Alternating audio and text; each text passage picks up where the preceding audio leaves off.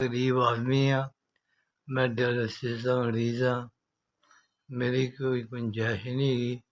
अल्लाह वास्ते मेरी मदद की जाए, मेरे को अल्लाह तआला कोई आसरा नहीं है। बेटा मेरे 3 बच्चे ने, ठीक है।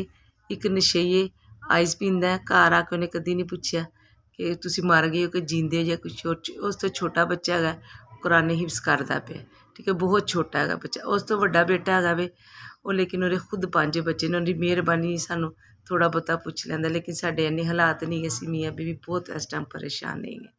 हफ्ते च साढ़े 2 दफ़ा गुरदेव मियाँ साहब दे गुरदे वाश होंदे ने ना, साढ़े कोल इन्ने पैसे नहीं होंदे कि हफ्ते च 2 दफ़ा गुरदे वाश करवा सकीए, और लिहाजा ना साढ़े कोल पैसे दवाइयां वास्ते भी नहीं गए।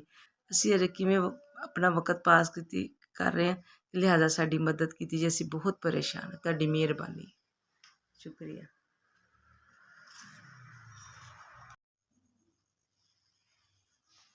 SVS साहब, जनाब अल्लाह ताला तन तरक्की देवे, कामयाबियाँ देवे, अच्छी से मंजिल तक लग जाए, दूर तक अल्लाह ताला तरक्कियाँ देंदे रहे। तुहाडे बच्चों को सब अल्लाह ताला तरक्की नाल नवाजे।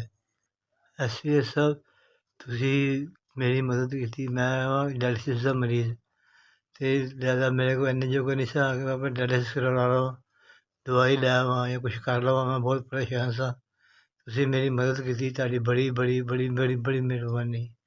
SVS, तुसी मेरी मदद की, तुहाडे नाल भला होवे, तुसी मेरी 10,000 की मदद की।